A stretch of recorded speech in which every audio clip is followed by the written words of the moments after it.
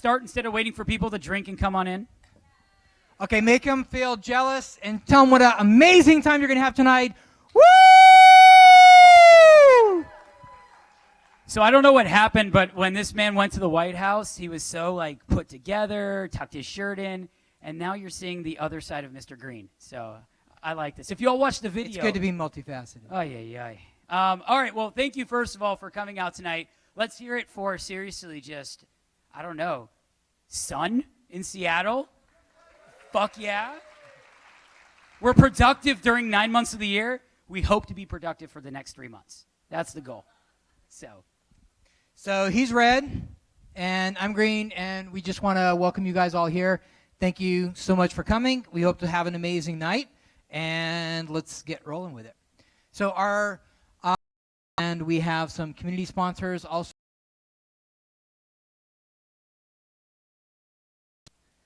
Not a lot of people. Okay. So what they do, I hadn't heard of them until a few months ago. What they do is actually really, really cool. They take people with technical talent who say, hey, these are my skill sets, and I'd love to volunteer if I can help a nonprofit. And they have all these nonprofits, and if any of you have ever worked for or been around nonprofits, the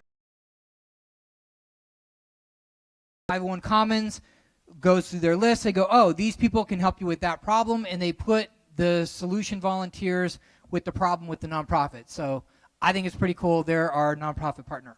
So if you know anybody that might be interested in that or think it's cool, please let them know.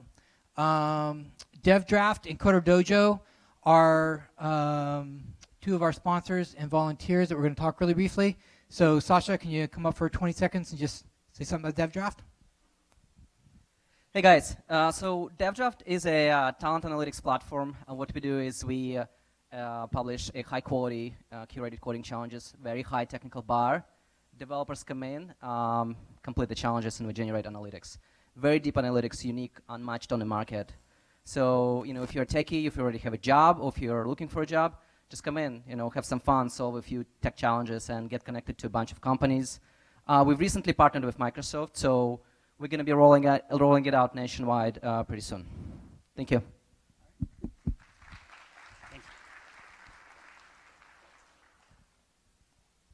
Hi, I'm Greg. During the day, I work with Avalara, evangelizing their sales tax APIs. In the evenings and weekends, I work with Seattle Coder Dojo. On at South Lake Union, no experience required. We're looking for all sorts of volunteers, whether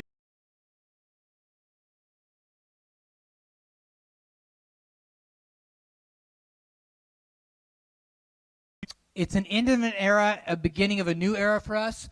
So next month will be our last event in this theater. Yeah, we're kind of bummed because we love the theater, but they want to focus more on theater events, and those, if you don't know, are usually like week-long events. So if a Tuesday is taken up, it kind of messes them up for that, and we understand.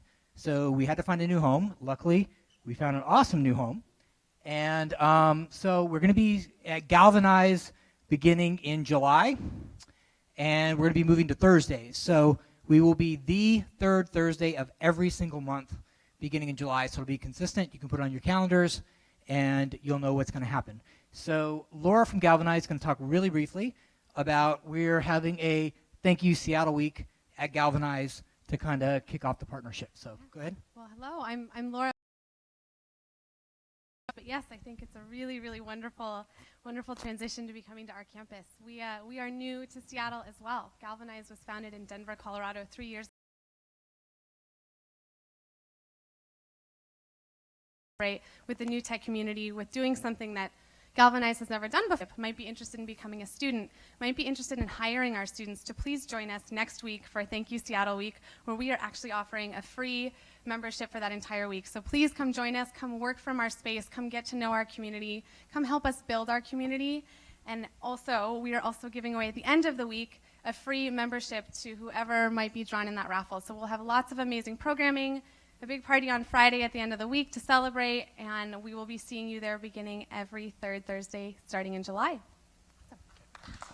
So take this information really quickly on your phones, if you don't mind, and plan to RSVP at any of those links to join us for the week and also for the happy hour. That's the critical piece. Thank you guys so much. So our first sponsor to come up and talk for 60 seconds is Internap. Are you guys here? There he is. Evening, guys. I'll come to the center of the stage. So if you've been here for 4 or 5 times now, if you're a regular, I apologize. I know you've heard this speech a time or two before. But the people that usually come up here usually focus on what we do, which is we help companies scale their applications without compromising on performance and also diminishing latency. Well, I'm going to tell you just in about 30 seconds here how we do that and who we do that for. We have data centers all across the globe where we have your very traditional co-location and managed hosting products. But what sets us apart is our bare metal cloud. And what that does is basically, as compared to the giants in the industry, right, where when you spin it up and down virtual machines, you're only getting a slice of that machine, right, which is going to have performance issues. What we do is give you the full metal box that's dedicated to you, and it's all yours. Now, who is that important to? Well, anybody that has latency issues, right? Anybody that performance matters for. So gaming companies, ad tech companies, anybody where if you're sending something across.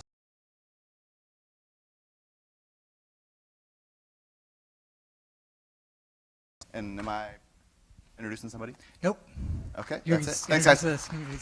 One thing to keep in mind, by the way, if you are not, if you have no idea what he just said, from a technical perspective, you know that circle ring of death that you see, like the page is not loading and you would never ever want your customers to see that? They prevent that from happening. So if you ever see a circle of death in someone else's product or your own, just think Internap. Internap. You Cool. should change your slogan to "We slay the," what did you call it? The circle of death? Latency sucks, or circle of death. Who knows? Okay. So this is what we're all about. We are an event. We are a community that has events. You're used to going to events, and people have events. We're really a community. We're really committed to people helping people and doing things that make an impact in the community. When you come here, hopefully you feel welcomed by the people who have been here before. And people like to find out what you're up to, and if you can help each other, great. What we want to do is share resources and connections with each other to help all the cool people doing cool things at cool companies do more of that, because clap your hands if Seattle is awesome. And we want to make that awesome bigger and more awesome, so we're creating more awesome sauce all together. So this is what we and you are all about. So now it's time for you guys to connect with your community. So go ahead, Red. So we learned this when we were at the White House. We were privy to all the other cool things, the other tech meetups. We're not the only one. There's one in New Jersey and Boulder and San Francisco and Nebraska. Anyway, in New Jersey, they created this idea of the tech meetup high five. Great way to say hello to someone. We wanted to do hugs, but that could be really weird at the end of a long day in summer. So everyone, please stand up, and you're going to high five 2 people, and for the next 60 seconds, you're going to find out who they are.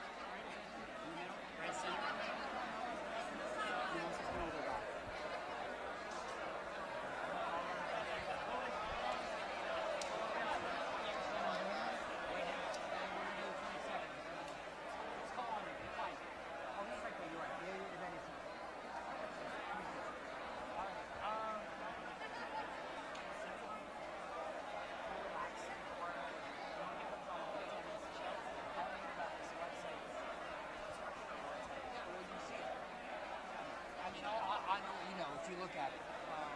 But yeah.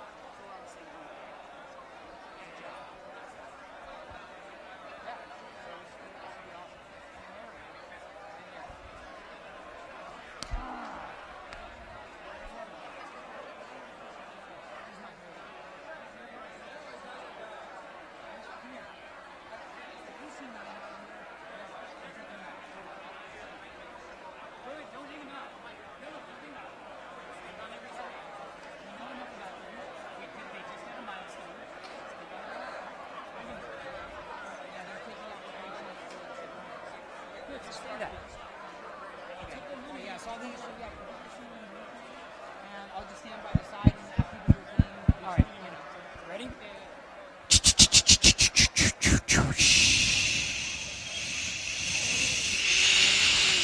So one thing we love about this community is there are a lot of smart, fun, amazing, creative people here. Did you meet a cool, awesome new human that you know now?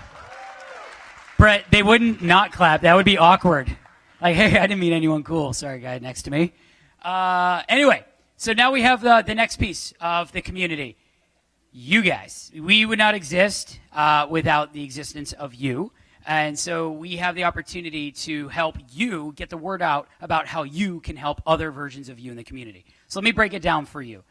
We have a couple rules. Number one, please stand up if you're looking for a job. We don't want you to take 20 seconds of people's time announcing it. Let's make it clear right now. For the next 20 seconds, stare at these people in a non-awkward way. Okay, so here's the deal. If you're a developer, please raise your right coding hand. Well, you can be a lefty too, whatever, but you raise your right hand. All right, you're a developer? You're a geek? Okay, so if you're hiring one, take a picture and find them, hunt them down, whatever you do as a recruiter or a matcher or hiring manager. Cool. Put it down. If you're on the business side and you're sales or something, put both hands up because that's what marketing people should be doing anyway. Cool. So if you're looking to hire those people, keep them up. Then you got to go ahead and hunt them down. See, that's the game, right? If you really love them or care, you'll find them. Okay, now if you're just excited to work for someone else in this room, check it out. You get to sit down. Sit down. It's cool. They'll find you. But now you get to do it on those guys. If you are hiring, please stand up. If you are hiring, if you're not standing up, you're throwing money away. Come on, stand up. It costs money to hire. Let's get it out of the way now. Cool. Okay, so you're hiring. Raise your right hand if you're hiring developers. Cool. See, remember the developer people that raised their right hand? Turn around now. See those people raising hands? They want to pay you for being you. It's crazy. Okay, put it down. That's cool. If you're hiring someone on sales, business, whatever other side, and again, the creatives count as devs for this. No offense if you're UX or anything. I love you guys. If you're in the business side, raise your other hand. Cool. So if you are on the sales or business and marketing side, see the people raising their hand? Awesome. Raise both if you just want to hire anybody at this point. Okay, cool. So Clap your hands if you're ready for Red to stop. Ouch. So anyway, that's your 20 seconds. Please don't stand up and say you're hiring and looking for people. For everyone else, this is your chance to announce a resource that is helpful. So don't pitch your business. That's what the stage is for. Pitch something that is an event. And you know what, Seton, to start off with a great example, we'd like to give you an opportunity to tell the world in 20 seconds what it is you're doing.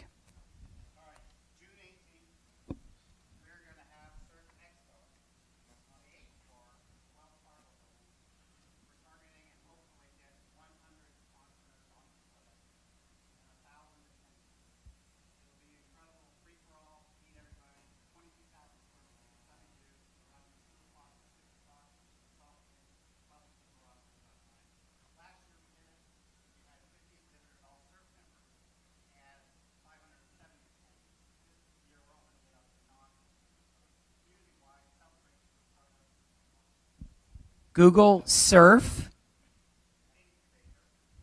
Actually, Seton, you have it on Meetup, right?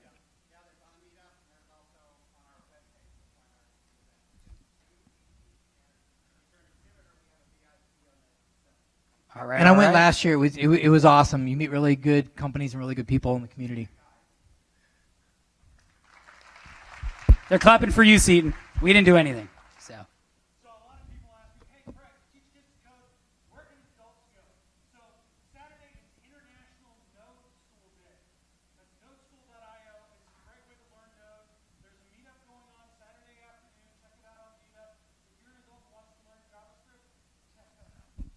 All right.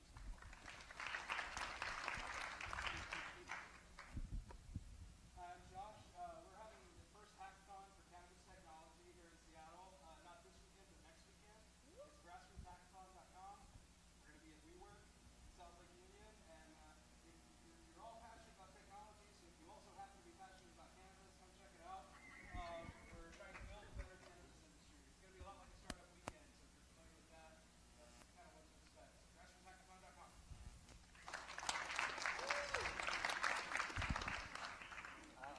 Oh boy, here it happens. Hello, I'm Mike Grapham. Oh wow, this is gonna be new for people.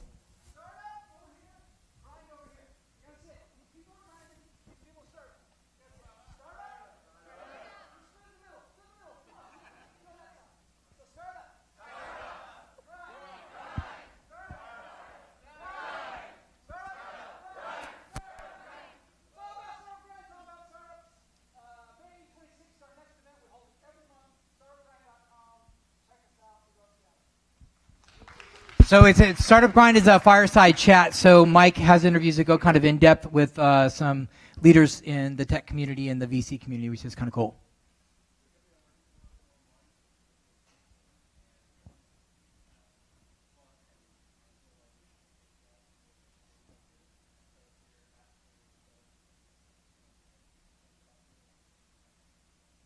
Geek out on health data with that guy. Lisa Weeks.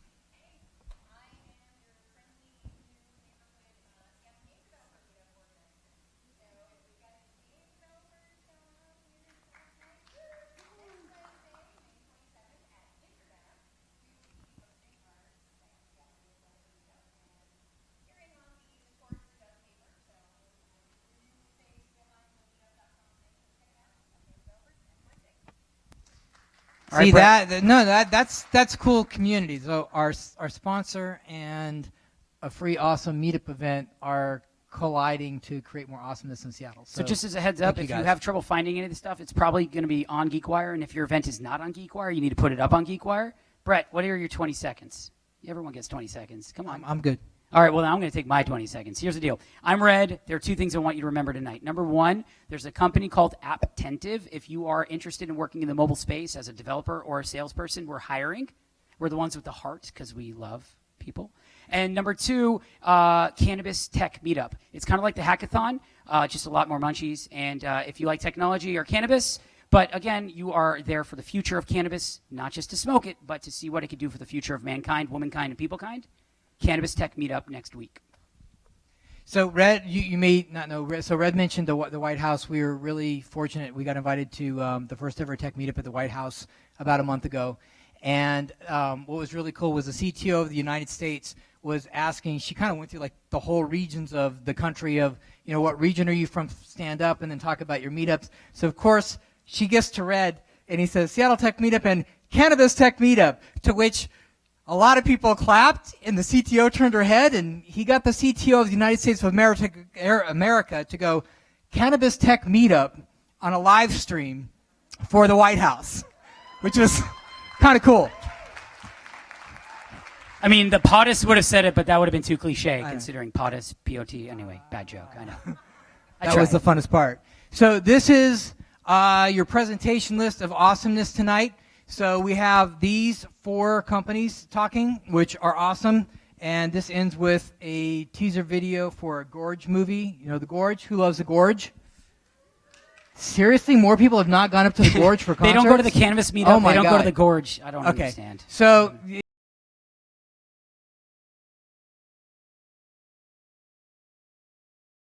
Fans?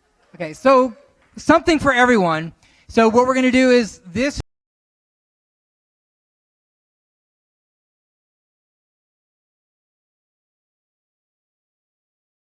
June, we have a screener of the first episode. So at this point, we will say the evening's over if you'd like. The bar will still be open if you'd like to go and get a drink. Can't bring it back in here, but if you'd like to have a drink and then come back in, we'll like take a 10-minute break here and then show this for whoever would like to come and stay. And when we get towards this point, there's also going to be a tweet fest with the hashtag Mr. Robot and the hashtag New Tech Seattle that will be giving away Sony headphones that are worth almost $300 each. So it's 7:30 o'clock. At 8 o'clock, Mr. Roboto and the Baro will be open in case you need to predicto the rest of your night. Okay? So you guys ready to get started? Yeah? Yeah? All right. Then let's invite up General Assembly and kick off the evening. Ladies and gentlemen, General Assembly, put your hands together. What's that? No pressure. Everyone's watching you. Presenters and sponsors, by the way. This is Switzerland. This is where you put the clicker because people end up putting it in their pocket and walking away. Wait, I have to wait just 1 second before you start. So this is so cool. We've had people here from Japan, from Saudi Arabia, from Australia, from all over the world, even Texas. But tonight is the first time I've ever seen, we have our first dog in the house tonight, which I thought was really nice and cool. Little things excite me. All right, General Assembly. Hi, everybody. My name is JB Stein. I'm the Regional Director at General Assembly Seattle. Really excited to be here tonight. For those that don't know General Assembly, we're in WeWork at 500 Yale Avenue. We've been there since last May, so celebrating 1 year. We teach 21st century skills to adult learners, web development, user experience design, product management, digital marketing, etc. Couple things I just want to talk about tonight. First one is, if you are hiring, we have a cohort of designers and developers that are graduating their immersive programs at the end of this month. So there's a meet and hire event for user experience design on June 2nd, and a meet and hire event for web development students on the 10th. That's where employers will come in and get to meet our students, see their portfolios, and hopefully hire them. One of our students actually got hired by Red's company, so we're really excited about our students. Red's excited too. That's good. Want to hire more, so that's good. Also, I wanted to kind of back a little bit to the community, and we are having an event called Made in Seattle Week. That's one night for tech, one night for food, one night for design, one night for beer, and one night for music. Content every night on a different location around the city, and come check us out. That's June 1st to June 5th, Monday through Friday. So check us out, ga.co, and with that, I will introduce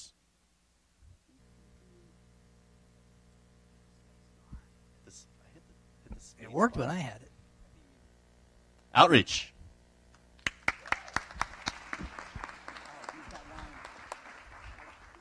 Thank you. Hi. Good evening. May I have a show of hands as to how many people are selling into businesses before I get started? High hands, not this, thank you. Perfect, not that many. Great. Great. All right. So this would not be relevant to the majority of you. So feel free to mingle. I don't know what to tell you.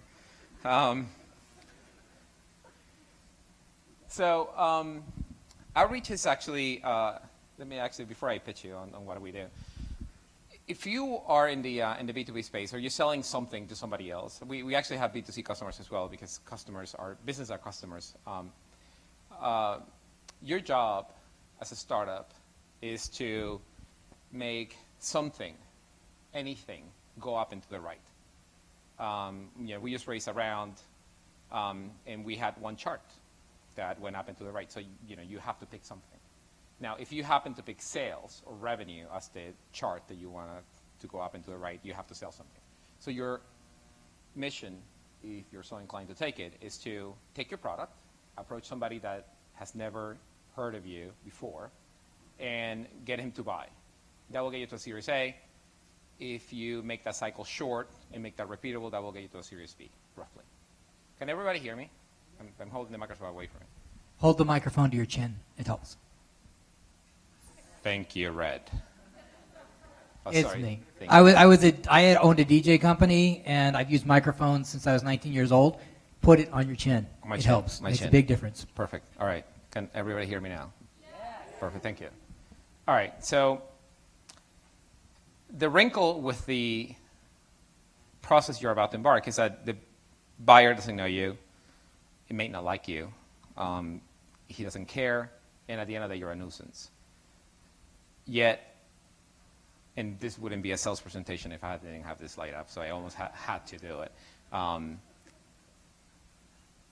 from downtown, from H.M. Murray. Everybody gets it? Yeah? No? It's that you have to make that process predictable. And that's how you scale. Now, we're here to tell you that this problem can be solved with math. And I'll walk you through the math, and I'll show you how we solve it, and then that'll sort of be the short of my presentation.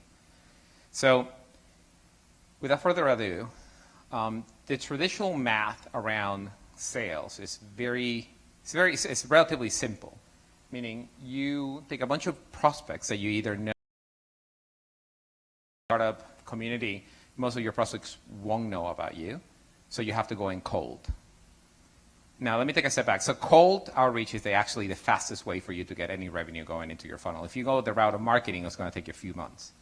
And depending on how much money you raise or how much money you have in the bank, it may kill you. So you want to go out the route cold. So you take a bunch of prospects that you find cold, either through LinkedIn or you buy a list or whatever suits your fancy. and then you send them an email, you give them a call, or you do something to make them aware of you.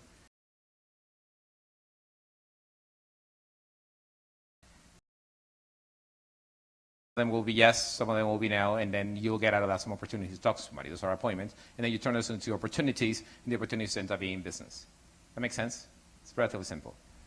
So the traditional math of closing a business sort of looks roughly like this. If you were to source 1,000 leads, meaning you spend a week on LinkedIn Sales Navigator, you get yourself some Twofer or some Connectifier or some Data Nice or some other tool to actually do the name guessing for you.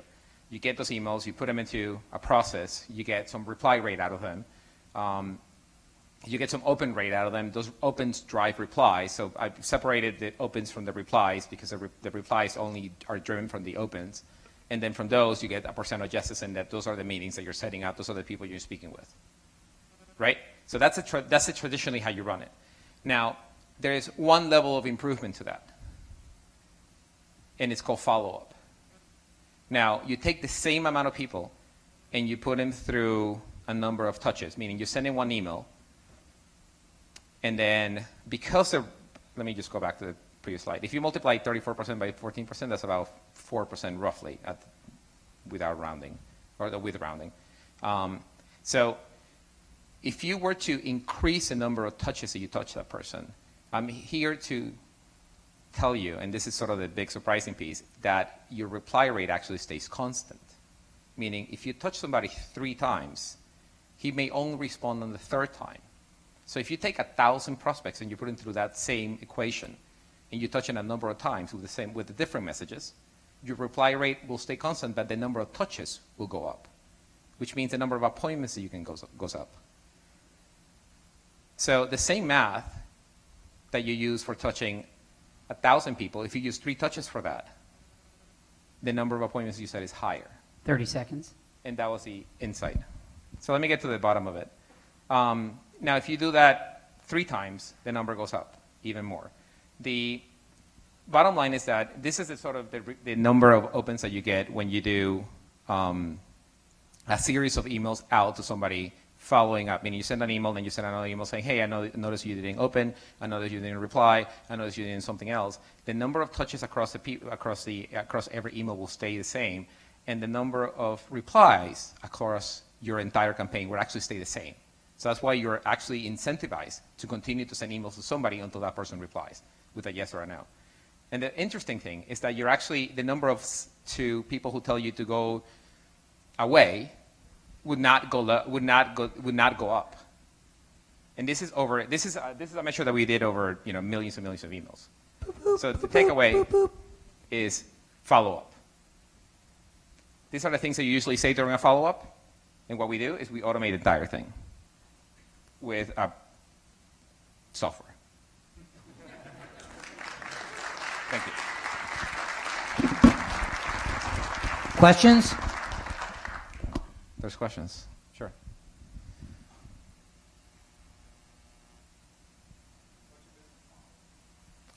We charge a lot per seat. Per seat. A lot. Yes. Marketo doesn't detect replies, so it won't allow you to send the next email without knowing that the email hasn't been responded. So if you want to do this with Marketo, A, you will pay a lot for Marketo, a lot more than you pay for me. And second of all, when you do this over a very, very large scalable group, you won't be able to detect who replies, so you have to turn everybody off single-handedly. And it gets to be a pain after 50 customers or so. Gentleman in the back. How do you engage small startups to help them with this model? You charge a lot per seat. By coming here. These small startups are still maybe out of pocket or with So the reason I say a lot is because we want to. How much time do I have? Just one more question. Oh. 5 minutes and 3 questions usually. Okay. So we are a small company ourselves. So one of the decisions that we made by being a small company is that the single seats will get charged quite a bit on a monthly basis. So you can use the product, no commitment, on a monthly basis, and see if it works for you. If it works for you, then you can commit for a year, and then the price goes significantly lower. That allows me to fund myself, and that's how I run the business. So for a startup, you make a bet. It will cost you probably around $120 per month, and if that works, then you can commit to a longer term, and the cost goes down significantly. And I can talk to you about pricing separately. Yes. I can tell you the revenue numbers because I'm a private company. But I set 8 appointments per salesperson per day. Yeah, it's a 60% close rate. Anybody else? Okay. Thank Awesome. you. Thank you. Outreach.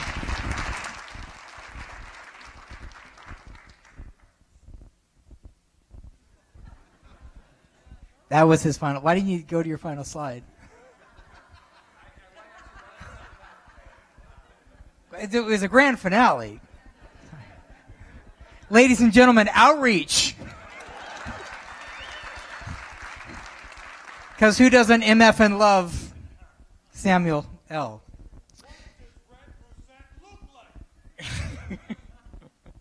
So 9 Mile was our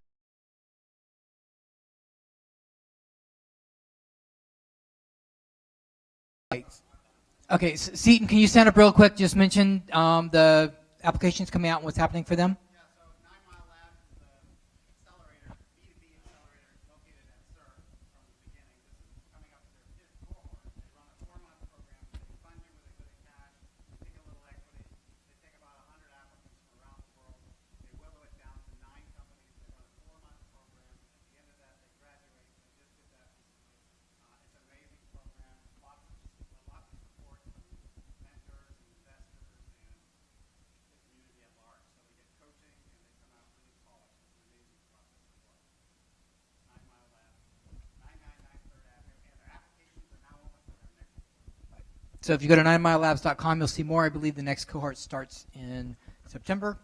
But as Seton said, they are taking applications now. So our next presenter, I can never say this right. Is it Cyanogen? Cyanogen! So before I get started, how many of you actually know who we are, if at all? Fantastic. That makes this so much easier. All right. So we'll skip back the nice little title here. So key indicators here. We're an open source project. That's what we up for about 2 years here in Seattle, right? In any given year contributing back to us, and so this community outreach thing really makes a lot of sense for us. We, as a startup, do a commercial retail arm of Cyanogen Mod, which is probably what more of you are familiar with. Cyanogen, of course, is built on top of the Android open source project. Steve Kondek, Cyanogen himself, who couldn't make it here tonight, started Cyanogen Mod about 6.5 years ago, contributors, and then we have if you're familiar with Android as it comes from Google, it supports the Nexus platforms. That's about 10 devices given Android 5.0 and Android 4.4. We are about 165 devices supporting those two platforms purely on the basis of the company work and open source contributions. So community is very big for us. We are all about openness, community, and a really, really good user experience. One of the things we learned early in our open source cycle was it's easy to have 2,000 voices and 2,000 opinions and really 2,000 ways of looking at what open source means and what the product should evolve into. And so what we've drilled down to is at the end of the day, we found various gaps in Android as it exists. And whether you think it's a super tedious gap or something really benign, it's all about fixing the experience so it doesn't feel so odd to you as a consumer, whether that means you're theming, whether that means you're changing your settings, whether that means you have more developer access to your phone. We're all about treating your phone more like a mobile PC. That's where we see the market evolving into. You can see folks like Microsoft moving towards this, and Sailfish and Jala and all these other people that are approaching this as an open hardware platform. The power that you carry in your pocket today rivals computers and PCs that you had back in the 90s. And so we feel that Android is one of those key platforms where if you push it further and further along, you can do really great things with it. We've seen folks that were NASA interns use CyanogenMod, the open source distribution, to actually send weather balloons up into the stratosphere and take their data measurements there. So we're not talking just about, you know, Android as mobile as you would traditionally see it as a phone or a tablet or a media consumption device. We're treating Android more as an all-intensive purpose tool that lets you interact with your phone and its hardware. So to that end, we are also building a Cyanogen platform SDK because we know that open source at an operating system level can be quite daunting. We've done hackathons where we've approached students and said, hey, here's what we do. And they go, well, what API am I working? You have the entire platform to work against. Pick one. And it's too much. So we're working on an SDK that will help app developers and many of you access more realms within the Android platform that would otherwise not be accessible without reflection or using private APIs.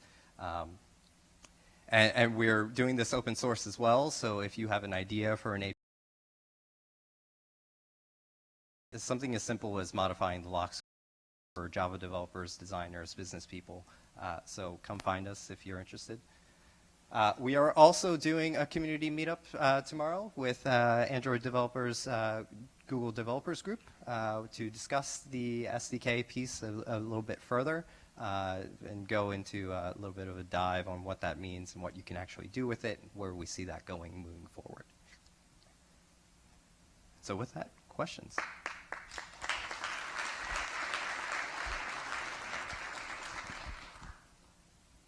No questions?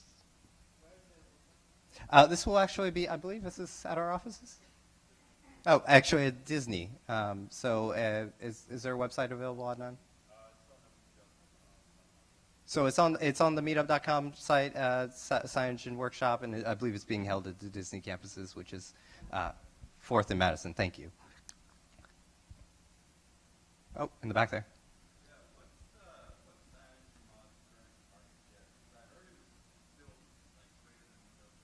We have probably beat Windows Phone and BlackBerry combined at this point. If you take the open source software, again, 160 models, give or take, running Lollipop, and factor in some that are still straggling on KitKat, which is Android 4.4, you're at more than 10 million users, and I think both of those platforms combined are somewhere around 8. That's not factoring the retail devices that we're doing. We've just released 2 devices in India. The next one's coming out next month. And a few more around the world as well. So we're growing at a very healthy rate in addition to growing the community. Yes, sir. The devices and some sort of product integrations. So depending on the region that we're working in, there's some players that basically will buy in to be on the platform, right? Similar to what Firefox did with Google, paying to be the dominant search there. Nothing we do is quite as intrusive. Everything that we do from even a product integration standpoint is true to the open source side, which is it's customizable. You can remove it if you want. It's all uninstallable, that sort of thing. All right. Any more questions? Please click to the next slide. Ladies and gentlemen, Cyanogen. Thank you.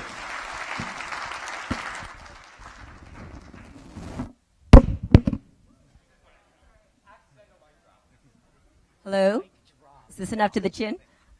Hi, my name is Julie Pham, and I'm with WTIA, Washington Technology Industry Association. We grow tech companies, and we attract tech companies to Washington State. We basically help make everyone understand what an awesome tech community we have. And so Seattleites are actually pretty modest, and so I want to share with you 3 stats that prove what a vibrant community we have. So number 1, for every data scientist, SDE, computer systems architect we have in this state, they generate 7 non-tech jobs. That is the economic impact on our economy. The tech industry is actually good for the entire economy.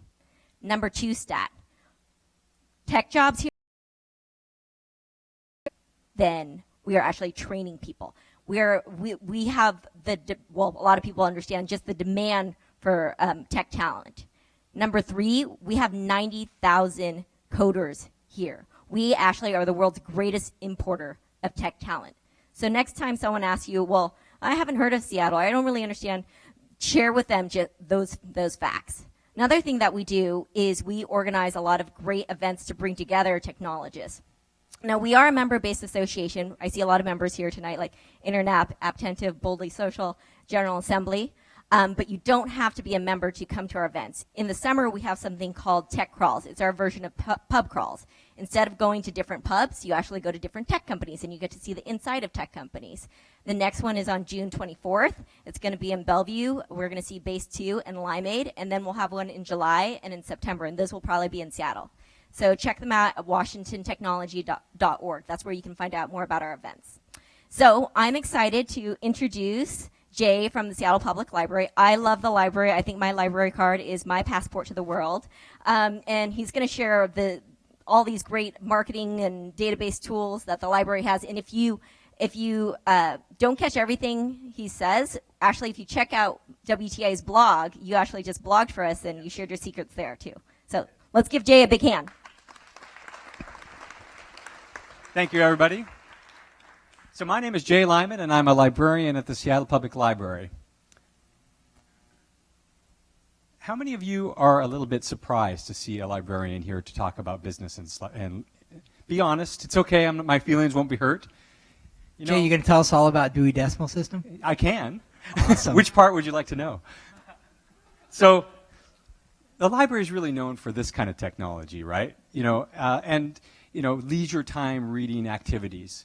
And there's a good reason for that. We still are a great place for you to come and find a good book to read on vacation. But I'm here to talk about something else. So the library has been helping people solve business and technology problems for over 100 years. And if you can think back with me about 20 years in time, we were one of the big information games in town. People would line up at our desks from the moment that we opened until the moment that we closed and ask their business questions. They mailed us questions like this one from Aberdeen, where this librarian there was reaching out to her colleagues to get some help on the earwig infestation that was happening in Aberdeen, apparently. You were the Google of 1923. We were, yes. I found this in an archive in the back, and it's just, I love this question. So, of course, we know this story. In the 1990s, something changed, and we found new ways to share information online. And people started to forget about the library as a source for certain kinds of information. But there's more to this story, and any of you that have ever searched for a data point for a business plan or a growth plan might have discovered that that perfect data point that you're looking for is buried behind a paywall with a nice big $2,000 price tag attached to it. So, one way that the library is helping people now is just like we did with print materials, we're buying electronic tools for you to use. Now, we don't have every market research report that you're looking for, but we have a growing collection, and people are want to know. So maybe they want to know about suppliers. They want to know so lists of companies. So like this list here of software companies, software publishing companies in Washington. And I used a tool called Reference USA to come up with this little short list here. But you could export all kinds of data about these companies from Reference USA. They want to know market trends. So when you look at this slide, I know what you're thinking. And the answer is yes. That is the world's cutest puppy. That's my dog. That's Socks. So, yeah, isn't she cute? So, also, we spent $350 million on costumes for our pets last year, guys. I mean, I wish I could stand here and say that I had no part in that, but there's this. So, my excuse is that I have kids, and they begged me for this Darth Vader cosplay for Socks. Although Socks doesn't look too happy about it at all. So they asked us for demographics. They asked us for consumer expenditures. Here is a database called Demographics Now, probably my favorite database. Here's where you could find out how much do people spend on video games in Magnolia versus Mercer Island versus nationally or in Seattle. So Mercer Island's got some catching up to do. Sometimes people just want to brush up on their skills. So we have a number of online learning tools that people can use for free with a library card. Maybe you want to learn a language. You want to brush up on some code or learn what a business ratio is in using lynda.com, or all kinds of other things you can learn in lynda.com or Universal Class. This is just the tip of the iceberg. So we have a lot of other kinds of specialized tools that you can use, many of which are free and free for use with a library card from outside the library. Today, I'm happy to say that just this week, we launched a way that you can take that outside to the park, because we're now loaning Wi-Fi hotspots so that you can go and check those out at the library and then go out and surf and take your class on lynda.com. Of course, libraries are physical spaces too, and we have 27 beautiful branches across the city, and we're reimagining how we're using those spaces today. One way that we're doing that is some examples. We're having some 3D printing classes coming up this summer on Rhino, so you can learn how to do that. We've been having a popular Your Business Start Smart workshop. We got 82 people that came out for that to the Microsoft Auditorium at the Central Library. This is a picture from Startup Weekend EDU, which happened at the Central Library last November. So we're trying to reimagine how people are using our spaces and make the spaces fit how we want to use them. Boop, boop, boop, boop. Good. So this is the last slide here. If I can answer questions, this is how you get in touch with me and my staff at the Seattle Public Library. Look for that icon on our website. And questions are what we do. Do we have time for some questions? Yep. Anybody? Yes.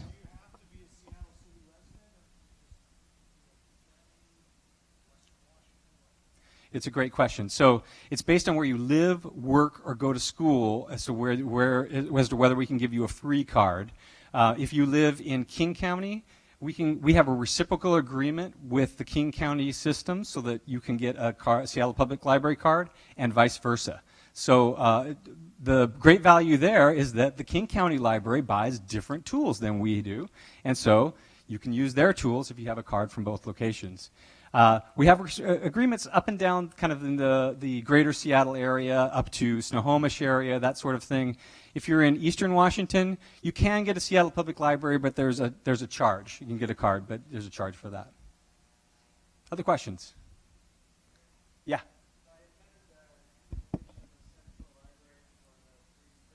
Uh-huh.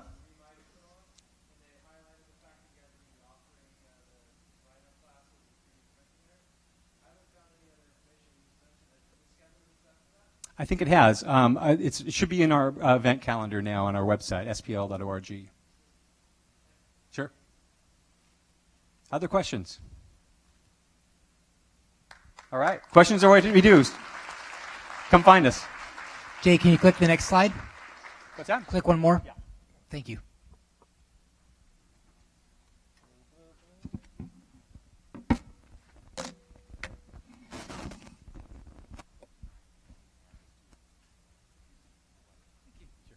Hello, my name is Mike Grabham.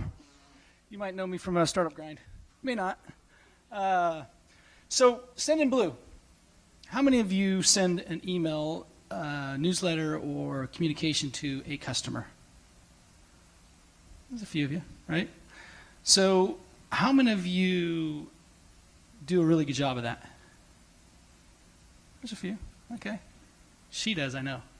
So, Send in Blue, we are all about communicating with your customers. We have an email marketing platform. We also have a transactional platform as well, so you can do autoresponders and things like when somebody pays, you can do autoresponder. We also have an SMS platform as well, all built into one. We have marketing automation tools that also build into that. So if you're trying to communicate to your customers via email, you should be looking at Send in Blue. It's been around since 2012. We're just started here in the U.S., January 1. We have a team of blue people running around, as you may have seen tonight, all the blue hairs. and we are a big supporter of the startup community, and the platform we really care about is helping small businesses. So that's many of you, and if you're interested in learning more about Send in Blue, it's easy to find. Just go to sendinblue.com and forget the monkey business. Sendinblue.com. We love the startups. Thanks. Oh, sorry. So I've got blue shirts. Who is wearing a blue shirt? I'm not. Here you go. Me. I need a blue shirt. Who's wearing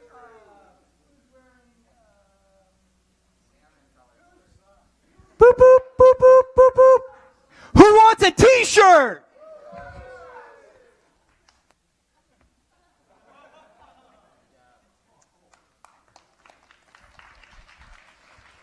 So our next presenter, come up here. So our next presenter is my friend Tim. He can explain why he's also Jack Reynolds. So I moved here from Boulder, Colorado about 2.5 years ago and met Tim there. Tim is the co-founder of House of Genius, which is a community event that has spread worldwide to like 28 cities around the world now. Something like that. So that's one of the things he does. That's not the thing he's here to talk about. Though he's a designer and done tech things, the one reason why I wanted to have him, there's two reasons. One is the amazing thing about the gorge that he's going to show you, but the first thing is what we try to do here is we want to have people on the stage that inspire you and kind of turn you on to live your dreams and to build what you're going to build. And Tim's done some amazing things that he wants to share with you. So we kind of broke our Seattle rule, but thank you for flying. He flew here all the way from Boulder, Colorado to do this tonight. So thank you for doing that and share some awesomeness. No. Click it on the right there. Is this working? Thanks, man. No pressure. I'm here to inspire all of you. Tony Robbins, you got to pump him up. Right now. Okay, cool. Is everyone ready? That's what they say. So, Jack Reynolds. That's a thing that some of you have come up to me and said, why is your name Jack? It's a funny question. My name's actually Tim, and I had come up with this thing called Jack Reynolds because I named myself that on my first road trip when I headed out from Alabama on a 5,000-mile trek across the country with two of my good friends, Greg and Frank.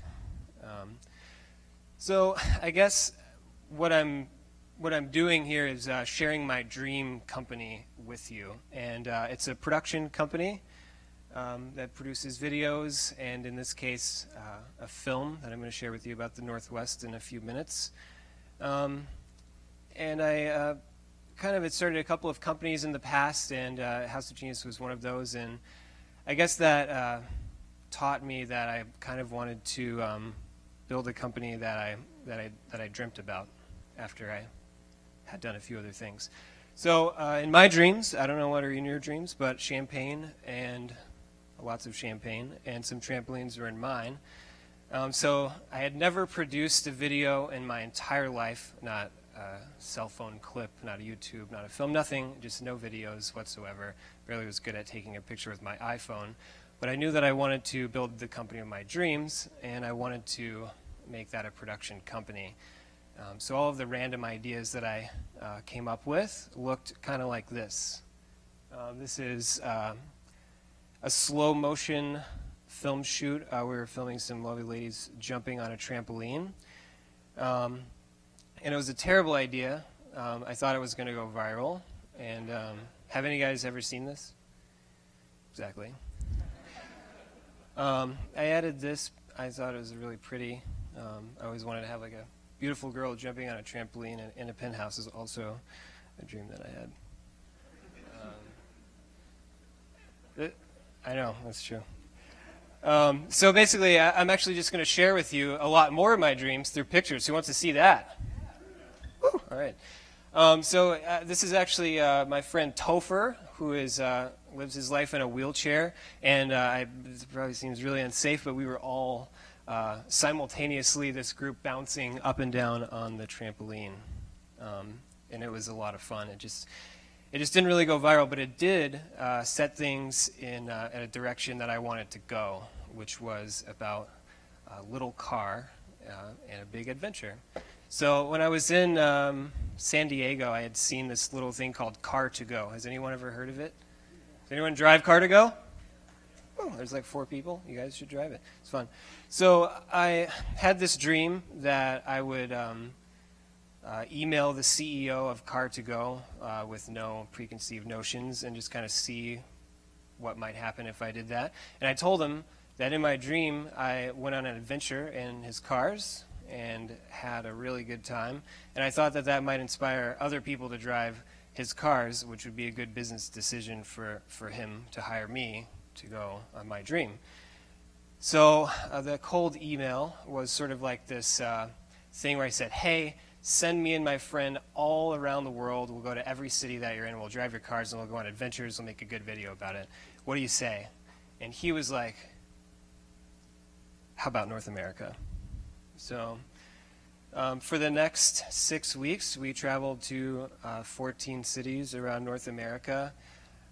This photo was taken in Canmore outside of Alberta, Canada, where we left from, I think, Calgary and went bobsledding with an Olympic pilot down the track where the movie Cool Runnings was filmed, and then ran into these guys on the road. It was a pretty incredible experience.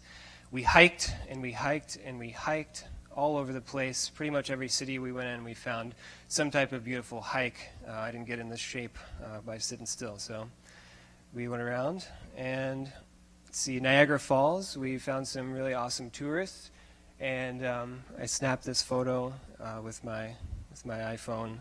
It got super wet, but all along the way we were filming all these great adventures. This is way in the backcountry in Colorado. It was an absolutely stunning experience. We must have driven probably 3,000 miles and flew probably 10 or 15,000 miles. We jumped out of airplanes. We would actually just arrive in a city, show up, and have no idea, no plan, or even a budget to do activities with. So we would actually just call companies and say, hey, we're really excited to be in the city. We're filming this adventure video, and you have a great service. Can we jump out of your service airplane? And much to our surprise, we pulled that off, and we went on probably some dozen outrageous adventures. We flew in 5 different helicopters. As it turns out, you can call a helicopter company and tell them you have a video camera and that you would like to film out of their windows, and they might take you somewhere really cool.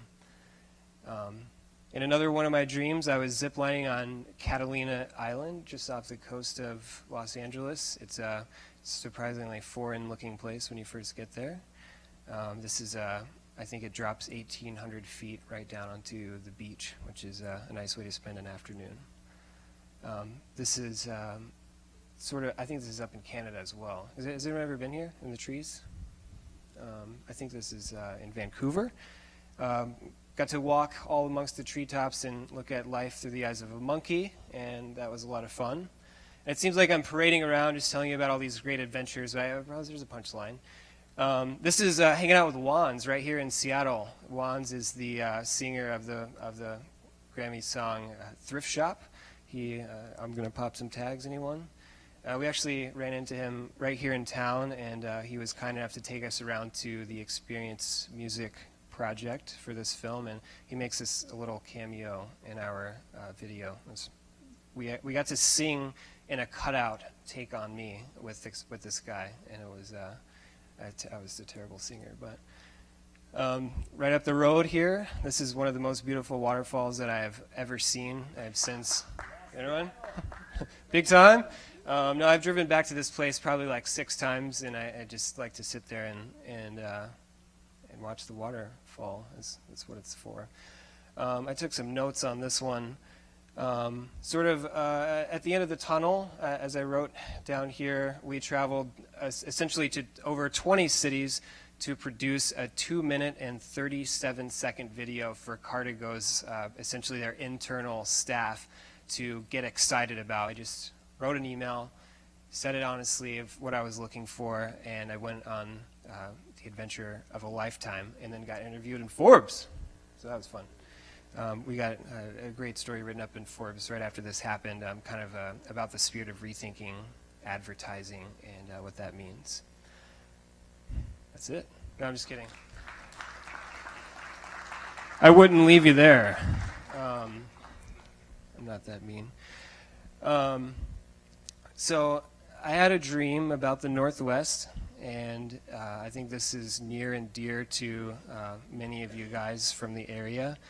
I was at my apartment watching a Dave Matthews Band DVD, drinking a cup of coffee on a Saturday morning, and it moved me so much that I couldn't even continue with my day. I was like, you know what, I can't believe this place, I can't believe this band, I can't believe these people. It completely knocked my socks off, and I emailed the CEO of Live Nation.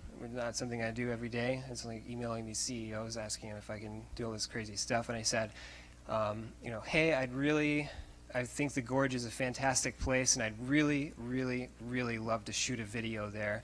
And I'm kind of interested in this Dave Matthews Band caravan you guys do. Talk to me. Within 30 minutes, this guy writes back and says, you know what, there's a really interesting story about the Gorge and how it evolved from a winery operated by a neurosurgeon into probably the world's greatest concert venue. You should talk to this guy, Jeff. So I did. I talked to this guy, Jeff, got on a flight the next week right here to Seattle, and I sat down at the office of Live Nation and heard the story that blew my fucking mind. And it was incredible. Just right after that, I found myself shooting Shaky Graves, playing an acoustic song right on the cliff down at the Gorge about this time last year. This weekend would be a year ago since this photo was taken. And we sat down with Portugal the Man and heard about how Mother Nature is on the light boards at the Gorge. And we filmed Hozier perform Take Me to Church right before he got super, super famous and then barely missed the interview with that guy. We watched the Live Nation staff take the ALS Ice Bucket Challenge backstage, and I threw a bucket of water on an old man. I met Boyd Tensley from the Dave Matthews Band and watched him smoke weed during our interview. That was interesting.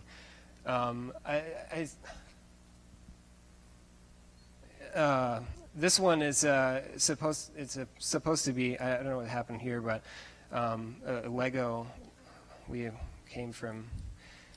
This is actually a helicopter, and I think pictured from left to right is my cinematographer Jeff Hammerton, director Nick Davis, and then myself on the right, looking handsome. And that's when Dave Matthews was ready to take a picture with me, though I was not ready to take a picture with him. Shortly after that, if it was I was going to leave this on the screen for a while. I just sort of tell you guys that. The reason why I'm here is not only to share in a very monotone and boring voice kind of about what it looks like to live through my dreams and kind of tell you guys that you could do the same.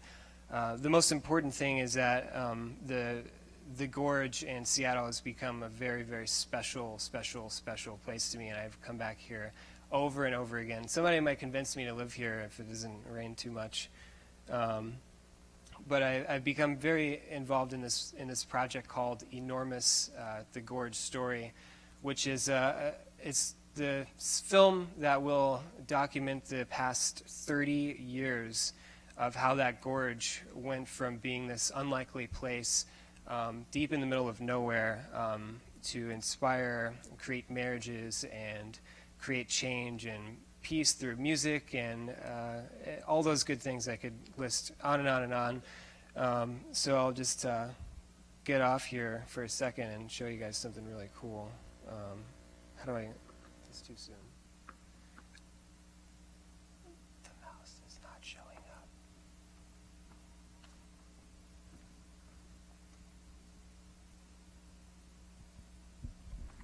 Pardon us for 1 second.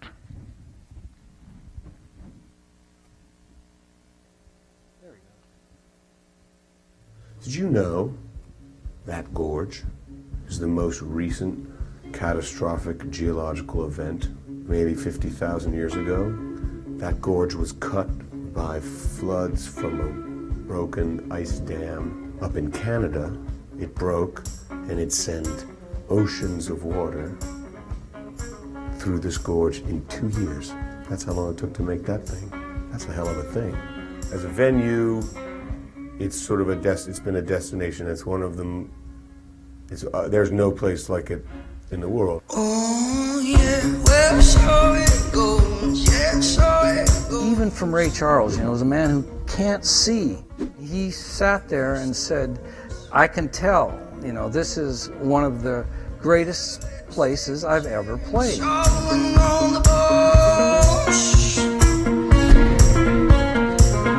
Bob Dylan, there were people everywhere. Sleeping bags, clothes. We figured we'd find a body.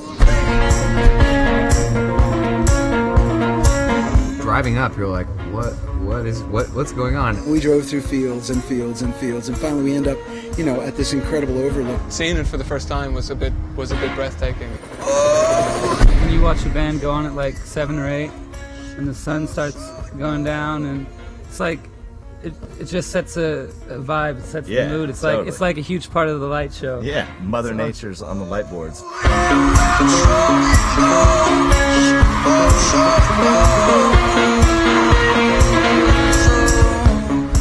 I don't know that it works anywhere else in the world, but it worked here, and it worked in a big way. There's something just so enormous and endless about this place. There's one piece of magical words spoken by Smokey Robinson. He said, I'm going to take off my jacket and play everything I know, even if I have to stay here all night. Because let me tell you, folks, this just ain't no normal gig.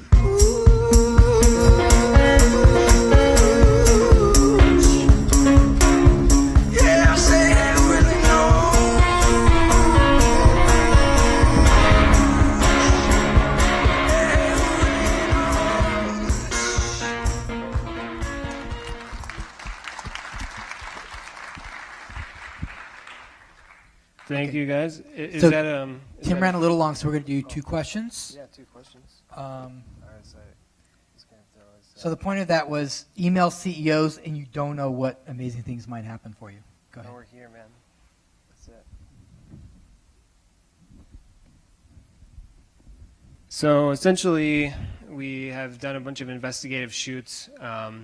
We've kind of reached this crux where we launched a Kickstarter last night and raised some $13,000 the first day, which is pretty awesome.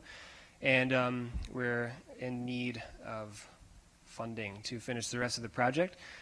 So if you guys liked what you saw, head on over to thegorgestory.com, which is really a wormhole to our Kickstarter page, where even $1 makes a huge difference, because we need everything we can to finish the film. So thank you, guys.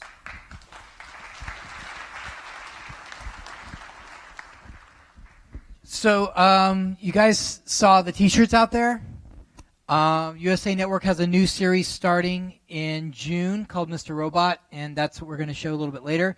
They're giving away 2 pairs of these headphones. So if you have a phone and you know how to tweet anything about Mr. Robot and New Tech C, and you'll be entered in a drawing, and they will be giving away 2 pairs of these headphones. They will tweet you back with the 2 winners. And they sent 7 boxes of these T-shirts. So if you can wear a T-shirt, if you have friends that have T-shirts, if you have kids, if you have homeless people that you walk by, if you have coworkers, you could take one to sleep in, one to play with, one to wear at work. If you use Please toilet paper, take as many T-shirts as you can. You don't smell on so your way good. out the door, because we have to spread the Mr. Robot T-shirts around Seattle. So we will be showing that in a couple of minutes, and we'll wrap up first. We're using a new ticketing system starting now, which will allow us to have different levels of pricing and do things like give people discount codes and free tickets. Do you like free tickets? So if you go to newtechseattle.com, you do not RSVP through Meetup, but you'll see the link there. Click on the link, and the first 75 people that register for our next event are free.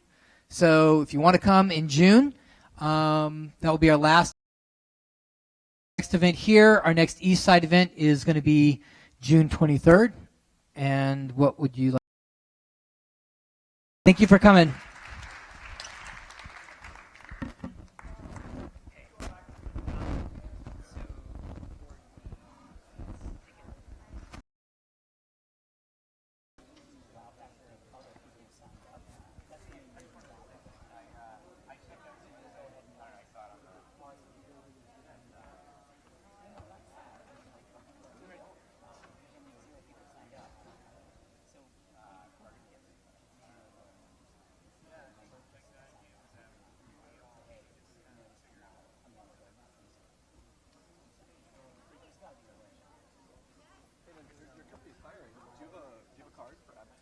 Yes, I do.